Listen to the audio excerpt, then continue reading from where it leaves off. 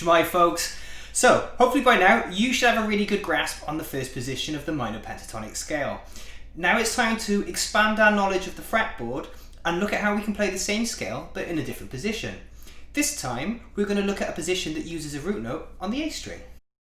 So, E minor pentatonic with a root on the A string. So for this scale, our root note is going to be at the 7th fret, which is the note E. There are a few different ways to play the scale, but I'm going to give you my favourite fingering. So it starts off on the first finger, and then we're going to use our little finger to play the 10th fret. Over onto the D string, first finger on the 7th, third finger on the 9th. Over onto the G string, first finger on the 7th, third finger on the 9th. On the B string, we're going to go first finger on the 8th fret, third finger on the 10th, and then on the high E string we're going to do 7th fret with the first finger, and then we're going to play the 10th fret with the third. You could also play it with the little finger if you want, it's up to you, okay? So far we have now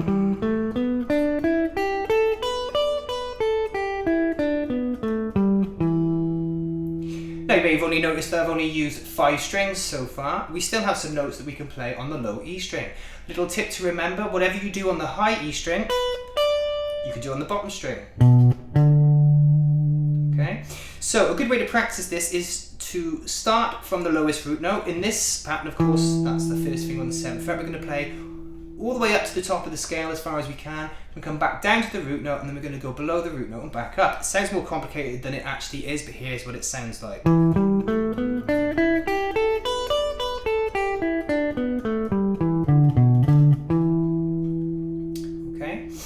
So I have a little tip to help you memorize this, and it's all to do with patterns of the fingers, or at least the spaces, the fret spaces between the fingers.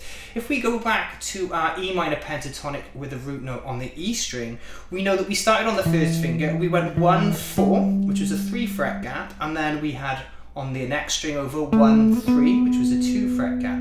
So it's a mixture of these 3 fret and 2 fret gaps. So 3 fret gap, 2 fret, 2 fret, 2 fret, 3. So 1, 4, 1, 3, 1, 3, 1, 3, 1, 4. It's up to you how you memorize that, either the space between the frets or the fingers. It doesn't really matter. But why is this helpful? Well, if we have a look at the root note on the A string, it follows the same pattern. We have 1, 4, 1, 3, 1, 3. We just have to make an adjustment for the B string. So we move up 1 fret, 1, 4. So it is the root on the E string, root on the A string. You can see they pretty much follow the same pattern. So it's a really, really important thing to remember, because it just makes it much easier to memorize. So let's turn it into the blues scale. So just like we did with our last minor pentatonic position, we just have to add one note, which is the flat 5 or the blue note. In this case, it is the note B flat.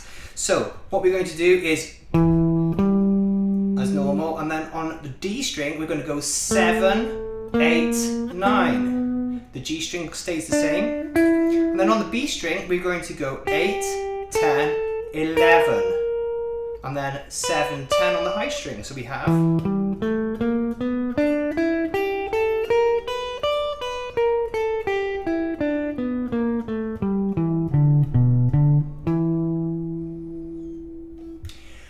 and why don't we learn it in the open position while we're here? So we're going to have the open A string, 3rd fret, and then we're going to go over onto the D string, open, 1, 2, then we're going to go over to the G string, open, 2, and then on the B string we're going to go 1, 3, 4, and then on the high E string, open, 3.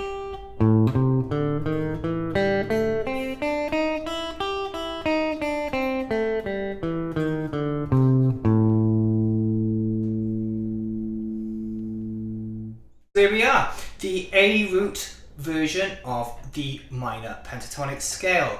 Now, if you learnt your order of intervals for the first position that we learnt, they stay exactly the same. We have the root note, we have the flat 3rd, we have the perfect 4th, perfect 5th, and the flat 7.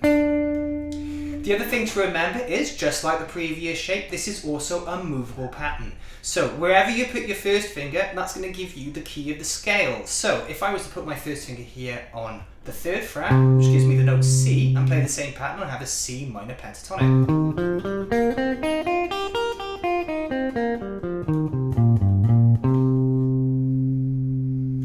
So again, put on some backing tracks, practice playing the scale in different keys, and then I'm going to follow up with a few videos on licks to help you get really acquainted with the position. Go and do some practice.